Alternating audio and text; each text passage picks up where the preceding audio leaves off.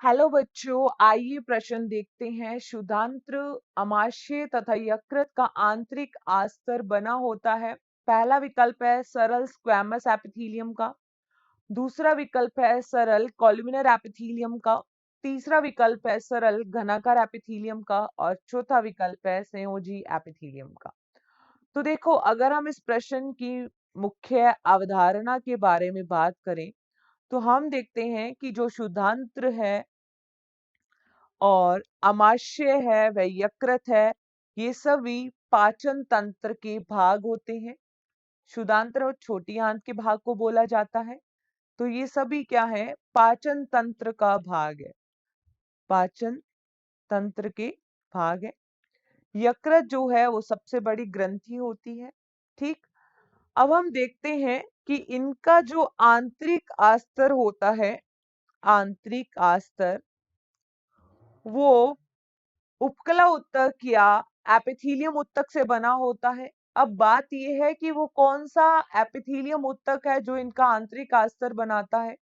तो वो होता है सरल कॉलुमिनर, कॉलुमिनर या स्तंभी एपिथेलियम, या जिसे बोल देते हैं उपकला उत्तक एपिथेलियम का।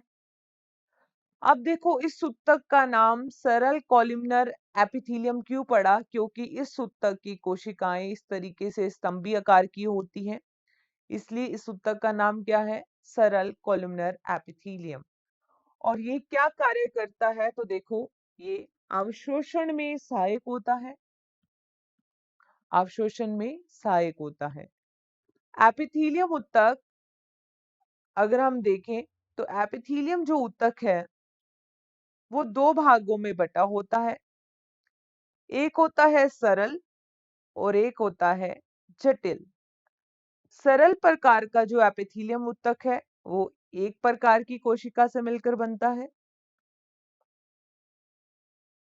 जबकि जटिल जो ऊतक है वो एक से अधिक कई प्रकार की कोशिका से मिलकर बनता है, कई प्रकार की कोशिका से। सरल उपकला ऊतक में कौन कौन से आते हैं? जैसे कि कॉलुमिनर, कॉलुमिनर एपिथेलियम, घनाकार ऊतक, सरल घनाकार ऊतक और स्क्वैमस, स्क्वैमस एपिथेलियम ऊतक। जबकि जटिल में आते हैं संयोजी ऊतक, संयोजी एपिथेलियम ऊतक या संयोजी उपकला ऊतक।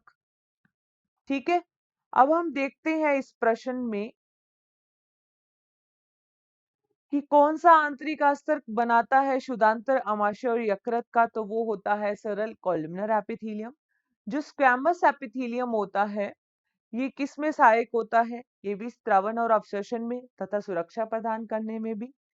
सरल घनाकार ऊतक जो है ये पाया जाता है वृक्क में या किडनी में, जो कि क्या करता है? पदार्थों के स्त्रावन में सहायक है।